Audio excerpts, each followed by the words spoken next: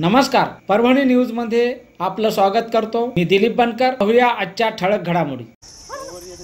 नमस्कार, आपण बलसा या ठिकाणी आलेलो आहोत। या ठिकाणी जे अतिक्रमित गरीब लोक राहतात, जवळपास 18 ते 20 वर्षापासून या ठिकाणी वास्तव्य करत आहात आणि आपण मजुरी करून ते या ठिकाणी राहत असतात। गेले 20 वर्षापासून ते या ठिकाणी वास्तव्यास आहेत।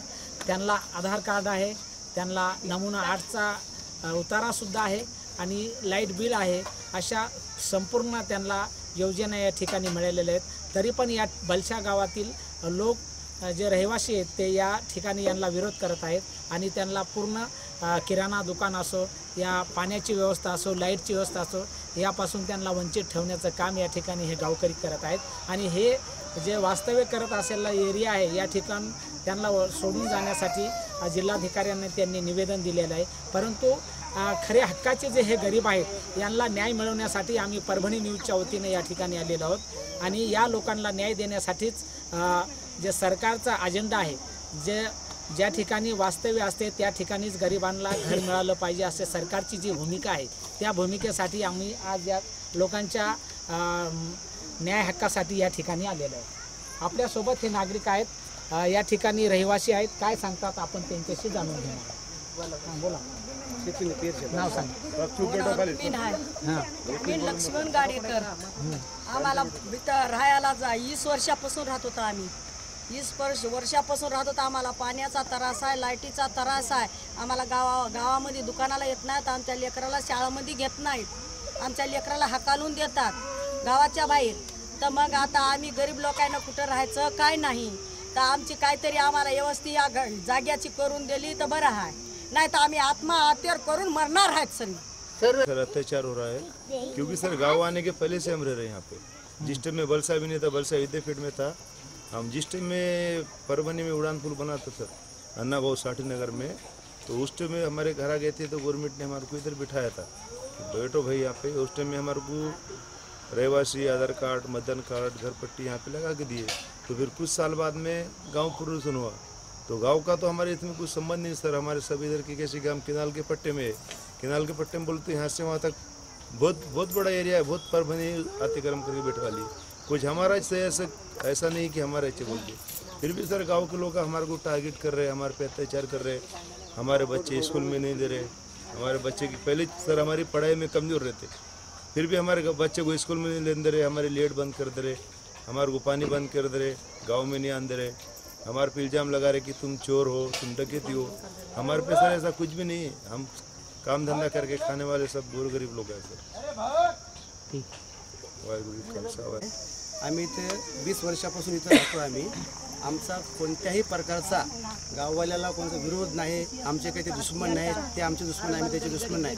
मग आमचा हा अन्याय का होतो हे आम्हाला समजत नाही।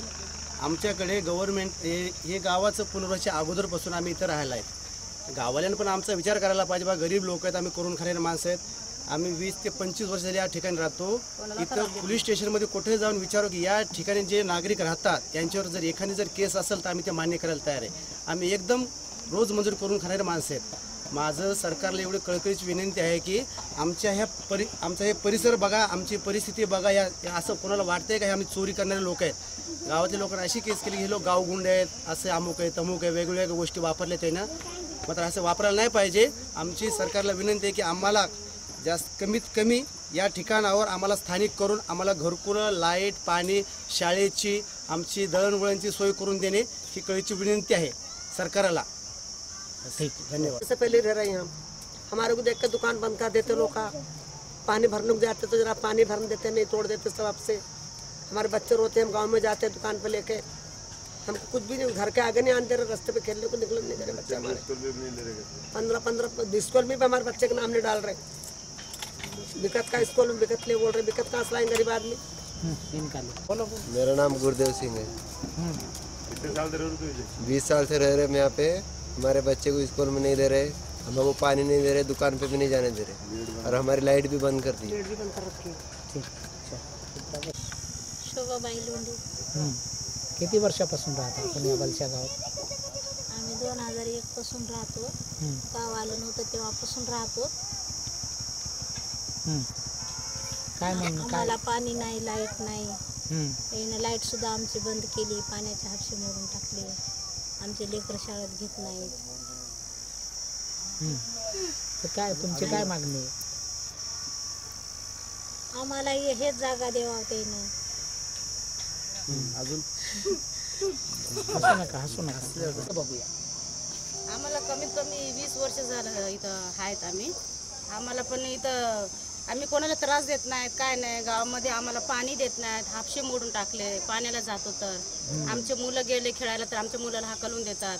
आमचे लाईट काढून टाकलेत, आम्हाला लाईट पण नाही तर आम्ही बिना लाईटचेच राहतो. काय आम्ही कोणाला काय त्रास देत नाहीत, कोणाला काय बोलत नाहीत, काय नाही. तरी पण आम्हाला उठवायला करायला लागलेत, आमच्या मागं लागलेत. आम्ही कुठं जायचं इथून उठून 2 वेळा तर आमच्या झाला होता त्याच्यावर आम्ही तरी पण सांभाळून घेतला. आता कशी तरी कसं तरी आम्ही खायला लागलो. गरीब लोक आहे आम्ही, कमवून खातो. आम्ही कोणाला काही त्रास देत नाहीत, कोणाला काही बोलत नाहीत. आमच्या लेकरांना शाळा नाही इथं, आम्हाला काय इथं कोणी विचारायला येत नाही. हॉस्पिटल नाही, शाळा नाही, पाणी नाही, लाईट नाही. अत्याचार करतात आमच्यावर गाववाले, न कारण आम्हाला उठवायला बघायला लागलेत. काय तुम्ही काय करणार? सरकारकडे, जिल्हाधिकाऱ्याकडे काय मागणी आहे तुमची? आमची हीच मागणी आहे, आम्हाला उठवू नका, राहू द्या इथं. ठीक आहे. आम्हाला लाईट बंद केलं, पाणी नाही, काय नाही. आम्हाला लेकराला येऊ देतात, दुकानावर पाणीवर येऊ देत नाहीत. आम्ही गावाच्या पहिल्यापासून राहतो, मग गाव मागून आले आमचे साहेब. आमचं तरी काय तर सुविधा करा. राहतात हे गाव नसले हां, आता काय त्रास आहे तुम्हाला? आम्हाला लोक लय त्रास करायले, पाणी नाही, लाईट नाही, लेकरं बाळ शाळेत येऊ देत नाही. हे प्रॉब्लेम. आणि तुम्हाला इथून जे गाव हटवायले अत्याचार करायले. पाण्याला गेलं तर पाणी देऊ देत नाही, हापसा तोडून टाकले, लेकराला दुकानाला येऊ देत. शब्द बोला ना. काय येऊ देत नाहीत, पाण्याला यायला त्याला लेकराला हाणमार करतात, गावामध्ये जाऊ देत नाही. शाळेमध्ये काय नाव घेतले नाहीत, काय नाही. पेट्रोलिंग मध्ये करतात अत्याचार. 25 साल से यहाँ रह रहे हैं हम, हमारे बच्चे की स्कूल नहीं, कुछ नहीं. तो ये गांव वाले क्या बोल रहे हैं, ये जगह हमको होना, तो हम कहाँ जाएंगे? तो इसके लिए हम बोल रहे हैं हमारे बच्चे को क्या व्यवस्था नहीं, सब हफ्ते सब बंद कर दिए और नल बंद कर दिए. स्कूल में हमारे बच्चे की पढ़ाई नहीं, लिखाई नहीं, कुछ नहीं. हमको 30 साल हो रहे हैं यहाँ, 25 साल हो रहे हैं यहाँ.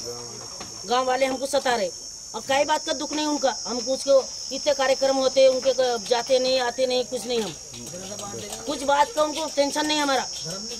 वो धर्म नहीं करते लोग यहाँ के, उल्टा हमारे ऊपर चोचा रख रहे हो. लाइट बंद कर दिए, सब बंद कर दिए. किधर गोर गरीब उधर से ले रहे, कैसे खाएंगे, कैसे क्या करेंगे? हम छुरी दराती बनाते. तो ये है हमारे गरीब का कहना कि हमको जगह होना, तो जो हमारी जगह हड़प रहे हो. बोलो ना. अरे बोल सकते हैं. 25 साल से हम यहाँ पे रह रहे हैं, तो हमारे को क्रिकेट खेलने नहीं दे रहे, कुछ नहीं दे रहे, स्कूल में पढ़ाई नहीं दे रहे, कुछ नहीं दे रहे. वो हमारे को लड़ाई करके, झगड़े करके से भगा रहे वहाँ से. हो गया नहीं इतना. हम 20-25 साल से रह रहे हैं यहाँ पर. हमारी लाइट की सुविधा नहीं, पानी की सुविधा नहीं. पहले थी हमारे लाइट के वायर काट दिए, पानी के हफ्से की बोरिंग की चेन बीन तोड़ दिए सब उन्होंने. गांव वाले यहाँ से बोल रहे हैं यहाँ से जाओ करके, वो जगह हड़पना चाहते हैं यहाँ से. और हमारे बच्चों को बालवाड़ी में नहीं आने रही, स्कूल में नहीं आने रही. ये आज 3 साल की बच्ची हो गई मेरी, 3 साल की बच्ची को बालवाड़ी में नहीं आने रही, कुछ नहीं आने रही. ये सरपंच नहीं बोल रहा है, ये बोल रहा है कि सिकल करके ये जो भी घर पट्टी वाले इनको बालवाड़ी में मत लो, स्कूल में मत लो. हमारे बच्चे को आज शिक्षक नहीं है, हमारे को पानी की सुविधा नहीं है, लाइट की सुविधा नहीं है. आज अंधेरे में रह रहे हैं हम. हमारे घर में पूरा अंधेरा है. आपसे की बोरिंग की सब चेना तोड़ दिया उन्होंने.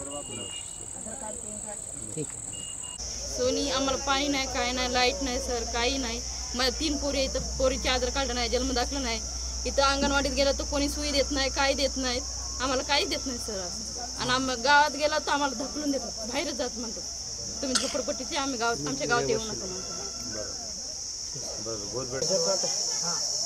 साहेबराव शिंदे मी बोलतोय. 20 वर्षाच्या वर झाले आम्हाला इथे येऊन. 3 लेकरं मला इथंच झाले, पैदा झाले. आम्हाला लाईट नाही, पाणी नाही. का लोक आम्हाला इकडचे उठवाउठी करायले, अडचणी आली आम्हाला, अडचण करायला. पाणी नाही, लाईट बंद केली. दुकानाला गेलं तर दुकानामध्ये राशन देत नाहीत, मुलांना शाळेमध्ये घेत नाहीत. मुलं कोणी गेलं तरी बी दाबतात, बाहेर पळवतात मुलांना. लाईट काढून टाकली, आता तिकून घेतलं तर त्याला बी बोंब आहे, त्याला बी ठेवत नाहीत. तिकून घेतलं तर तिला पिल्याचं वनवास आहे ना.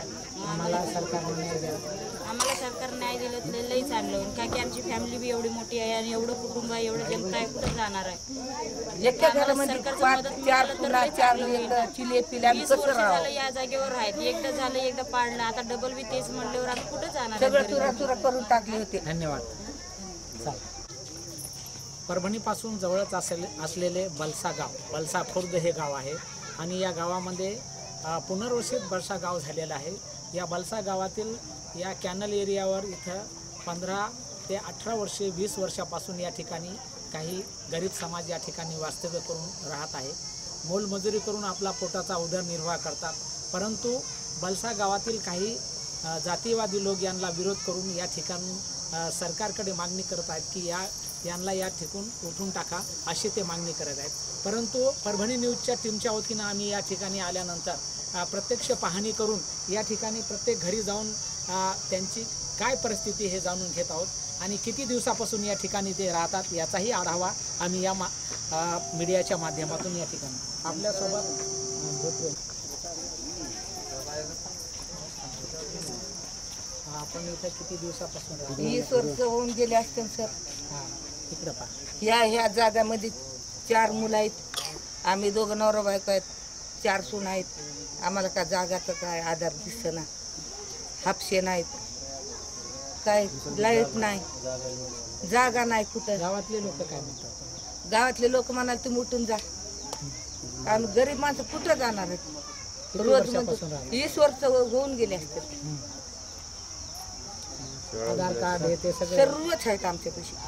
मुलाला शाळेमध्ये घेतो आणि मुलाला शाळेमध्ये घेणं झाले, दुकानाला गेलं तरी 6 महिने, दुकानात गेलं तर सामान देणं झाले. आमचं गरिबाचं कसं व्हावं? परभणीपासून 10 किलोमीटर अंतरावर असलेले हे बलसा खुर्द गाव आहे. या गावामध्ये काही सिकलकरी समाज आणि इतर जातीच्या लोकांनी या ठिकाणी कॅनलच्या परिसरामध्ये अतिक्रमण करून या ठिकाणी आपले घरं बसवले होते आणि जवळपास 20 वर्षे झालेले आहेत त्यांना. आता त्यांनी त्यांचे घरं पूर्ण व्यवस्थित करून या ठिकाणी ते आपला उदरनिर्वाह करत असतात. परंतु या ठिकाणी बलसा खुर्द येथील जे पुनर्वसित गाव आहे या ठिकाणची कॅनलच्या बाजूला ते गाव आलेलं आहे आणि या जमातीच्या लोकांना ते विरोध करून या ठिकाणी हटवण्याचा प्रयत्न करण्यात येत आहे. यासाठी आज परभणी न्यूजच्या वतीने या ठिकाणी या कॅनलवर राहणाऱ्या गरीब रहिवाशांना आम्ही भेट देण्यासाठी आलो आणि या ठिकाणी त्यांना शासनाने नियमाप्रमाणे त्यांना या ठिकाणी घरकुल देऊन या ठिकाणी पक्के घर करून देण्यात यावे अशी या ठिकाणी नागरिकांची मागणी होते. आपल्यासोबत काही कार्यकर्ते आहेत या ठिकाणी राहणारे, काय सांगतात ते बघूया. इतने सर हमारे तरफ गोर गरीब लोगों की बस्ती है सर, इधर किसका भी ध्यान नहीं, सब लोग राजकारण कर रहे हैं, जिसकी मतदान ज़्यादा है लोग उसको सपोर्ट कर रहे हैं. अब हम क्या भारत के नागरिक नहीं, हमने कहाँ जाने का? हमारे को घरकुल नहीं, लेट की व्यवस्था नहीं, पानी की व्यवस्था नहीं. हम जहाँ भी जाते सर हमारे को टालम टाल करके लोग भेज देते. हमारे पे इतना अत्याचार क्यों कर रहे हैं?